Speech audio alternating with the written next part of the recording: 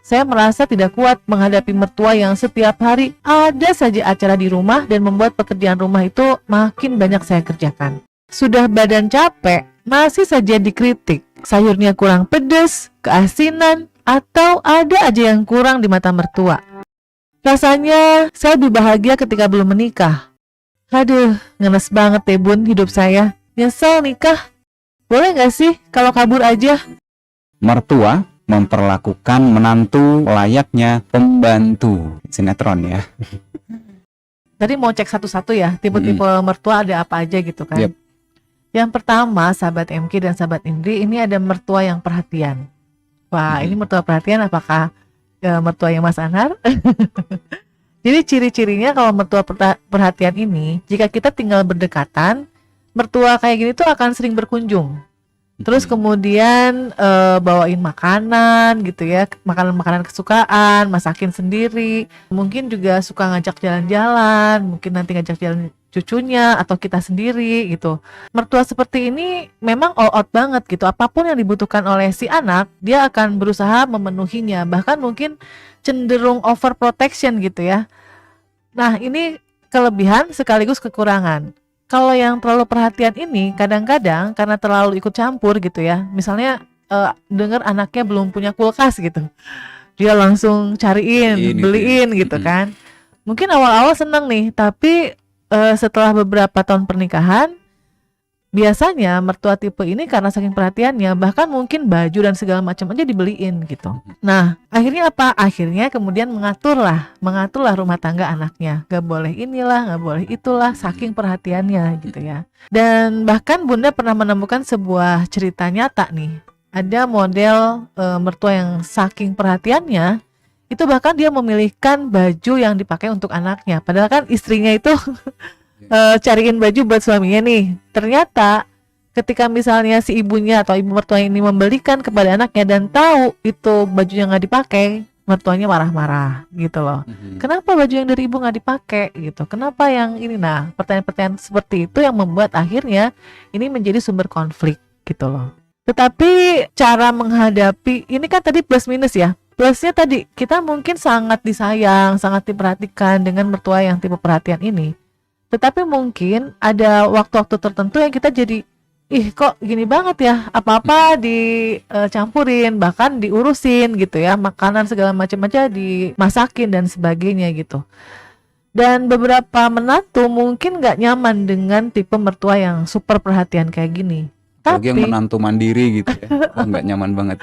Gak nyaman banget kan, apa-apa dicampurin terus sama mertuanya. Tetapi sebetulnya sahabat MK dan sahabat Indri ya, untuk menghadapi tipe mertua yang super perhatian kayak gini, caranya adalah hanya dengan mengingatkan beliau dengan cara yang manis, cara yang sopan gitu ya. Misalnya dengan kata-kata yang seperti ini. Mah, makasih ya. Mama tuh sangat perhatian banget sama kami. Tapi bisa gak sih Mah, kalau Mama juga ngasih kesempatan buat aku untuk menunjukkan bahwa aku juga bisa loh mengatur keluarga ini sendiri. Kan aku juga mau kayak mama. Aku mau dong bisa menjadi orang yang pintar mengatur atau mengurus rumah tangga seperti yang mama contohkan sama aku. Tapi untuk jadi ibu yang hebat itu kan aku harus banyak belajar nih Mah. Tidak ditolongin mama terus. Boleh ya Mah untuk lain kali biar aku aja yang mengurus ini dan itu gitu. Jadi mamanya nggak tersinggung ya? Iya, mamanya nggak tersinggung bahwa dia ingin menunjukkan saya tuh malu Mah kalau ini dibantu, itu dibeliin, ini dikasih gitu.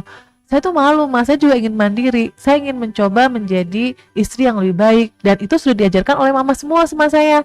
Nah, ini saatnya Mah, mama duduk manis, biarkan saya melakukannya untuk mama. Kalau mertua yang perhatian, biasanya digituin dia kemudian tahu diri bahwa anaknya oke, anaknya sudah besar nih, anaknya pengen mandiri nih. Mungkin dia akan mencoba untuk melepaskan dari rutinitas yang tadinya dia menganggap bahwa itu adalah tugasnya dia. Sekarang dia akan menyadari bahwa itu sudah tugas dari sang istri gitu. Itu yang pertama.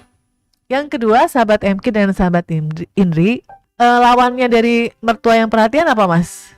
Wah, cuek. Nah, mertua yang super cuek gitu ya, super dingin atau super cuek. Nah, biasanya sih kalau punya mertua model gini, mungkin sahabat MK atau sahabat ini juga agak deg-degan ya. Ya nggak sih Mas, kalau misalnya ada mertua yang dingin gitu, ketemu kita diem aja gitu, dipelototin Oh kira-kira iya. gimana? Kita mikirnya aduh aku salah apa ya? Nah, Salah apa itu ya? dia, bener banget. Ih, belum apa-apa kok didiemin aja. Aku salah apa nih gitu kan? Itu yang Iya. jadi ini kan, yang jadi concern gitu. Mhm. Dan kalau ngobrol ya cuman basa-basi doang gitu, nggak pernah ada pertanyaan-pertanyaan terbuka, cuman cukup iya, tidak, iya, tidak gitu-gitu doang gitu ya.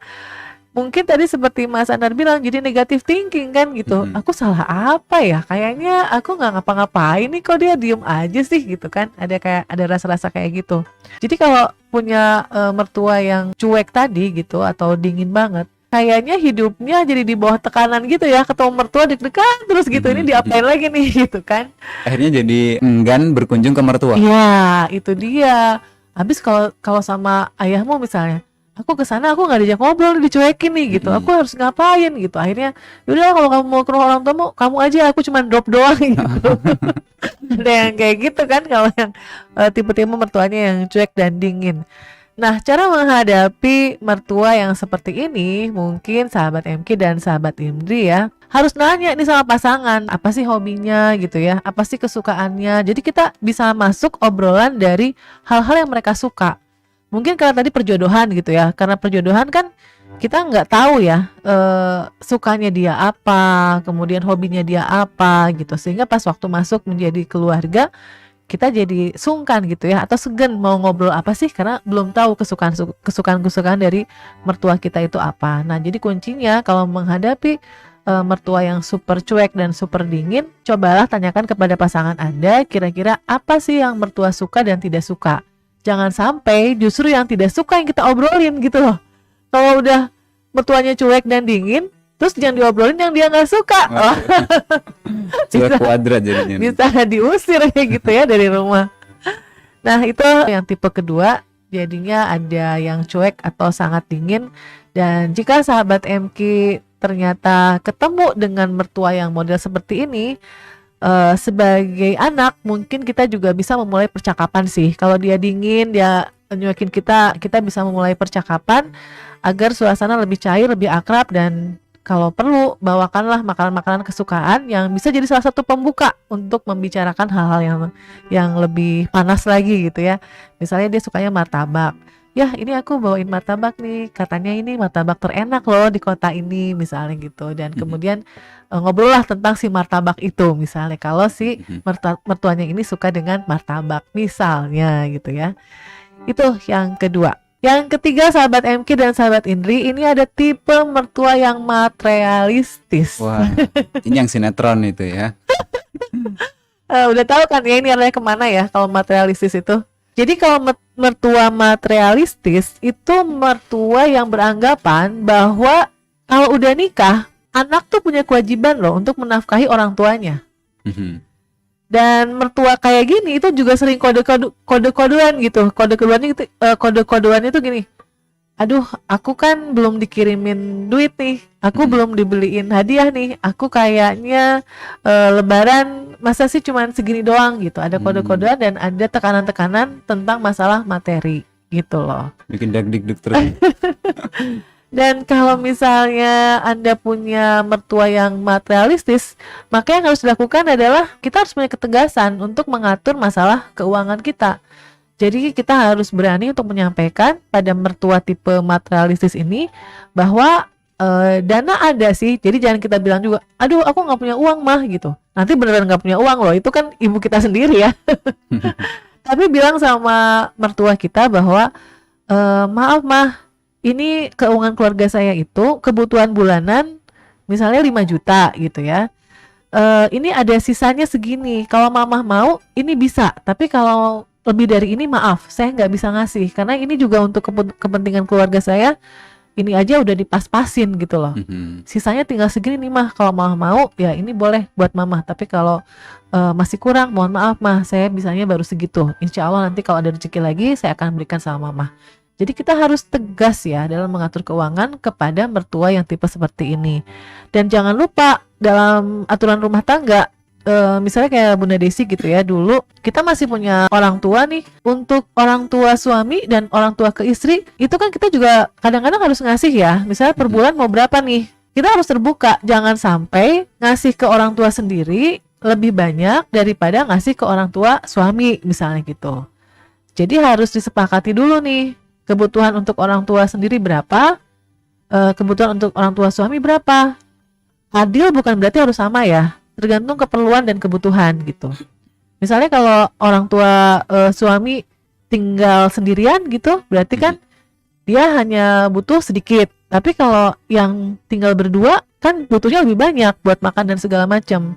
Jadi adil tuh bukan berarti harus sama, tapi diobrolin nih kira-kira untuk orang tua kita itu pasnya berapa nih dikasihnya setiap bulan, misalnya rencana keluarganya seperti itu. Jadi materialistis ini harus betul-betul tegas ya sikap kita kepada mertua. Jangan sampai pernikahan hancur gara-gara orang ketiganya bukan orang ketiga pil atau will, tapi justru dari orang tua kita sendiri. Itu banyak sekali kasus-kasus yang seperti ini kita temukan gara-gara bercerai gara-gara masalah mertua yang materialistis. Itu yang ketiga. Dan yang terakhir, yang keempat nih, setelah Bunda rangkum dari beberapa tipe mertua yang ada di Indonesia terutama ya, bukan yang ada di luar negeri, ini di Indonesia. Yang keempat adalah tipe mertua yang menganggap menantu tuh hanya numpang hidup doang. Nah ini mungkin yang terjadi sama sahabat Indri ya. Tipe mertua yang seperti ini itu membedakan antara menantu dengan anaknya sendiri. Jadi dia ngebedain gitu loh. Misalnya masalah makanan aja, kalau sama anaknya sih wah semua dikeluarin gitu. Giliran menantu yang mau makan itu disembunyiin. Ini bukan buat kamu ya, ini buat anak saya misalnya. Ada loh yang seperti itu. Jadi kalau anaknya boleh makan semua yang dia masak, tapi kalau menantunya itu gak boleh gitu loh. Dan mertua model begini itu menganggap bahwa menantunya itu cuman beban dan sama sekali menganggap itu bukan bagian dari keluarganya. Nah itu kalau tadi sahabat ini cerita udah kerja, udah nyuci segala macem gitu, masih aja disindir, masih aja dikomentarin masakannya nggak enak lah, kurang pedes lah. Tipe mertua yang seperti ini juga begitu gitu loh. Bahkan ini ada sebuah kasus ya yang cerita kemarin di media sosial yang Bunda saksikan itu gitu. Di situ mertuanya nyindir si menantu ini dengan perkataan misalnya, duh enak ya siang-siang kayak gini, udah tiduran aja, padahal kerjaan tuh masih banyak loh gitu misalnya. Sementara si mertua nggak tahu kalau istrinya ini atau anaknya ini sudah kerja dari pagi sampai sore, dan dia istirahat itu betul-betul meluruskan badan doang gitu setelah dia dari pagi belum ngapa-ngapain. Bahkan untuk makan aja dia nggak sempet. Tiba-tiba ketika dia duduk gitu istirahat, kemudian adalah komentar kayak gitu, enak banget ya siang-siang kayak gini udah tiduran gitu. Itu kerjaan masih banyak loh di dalam misalnya. Nah itulah yang akhirnya merasa menantu menjadi rasa pembantu seperti yang dirasakan oleh sahabat Indri. Kenapa hal ini bisa terjadi sahabat Indri? Mungkin ya, coba deh nanti sahabat ini bisa klarifikasi ya, benar nggak yang kata Bunda Desi ceritakan ini? Mungkin dulu itu waktu awal-awal sahabat Indri masuk ke pernikahan, ke lingkungan keluarga suami, awalnya mungkin si mertua ini bilang, tolong dong itu cuciin piringnya, tolong dong itu jemurin pakaiannya misalnya gitu ya, awal-awal masuk ke keluarga suami. Tapi kemudian berlanjut, jadi yang tadinya minta tolong menjadi sebuah kewajiban. Akhirnya apa? Akhirnya si menantu ini merasa itu jadi tugasnya gitu loh. Padahal kan sebelum dia datang itu juga dikerjakan sama si mertuanya ini. Namun ketika sudah terjadi gitu, akhirnya menantu merasa bersalah kalau dia tidak menjemur pakaian, tidak menyapu, tidak mencuci gitu. Yang mungkin saat baru menikah awalnya kayak ringan tangan gitu kan, mengerti apa yang harus dilakukan, namanya juga jadi pengantin baru gitu. Masa sih aku numpang di rumah mertua aku diem aja. Awalnya sih dia ringan tangan lah, segala dikerjain biar kelihatan oh ini menantu yang baik nih. Tapi kok lama-lama si mertuanya ini ngelunjak ya gitu, dikit-dikit dia lagi, bahkan semua pekerjaan rumah dia lagi dan dia lagi. Nah inilah yang akhirnya ketika terjadi pembiaran-pembiaran tersebut mau nggak mau kemudian terjadilah sikap yang seperti diceritakan oleh sahabat Indri tadi, bahwa mertua melakukan apa? Jadi kayak menganggap sahabat ini sebagai pembantu gitu, Mas.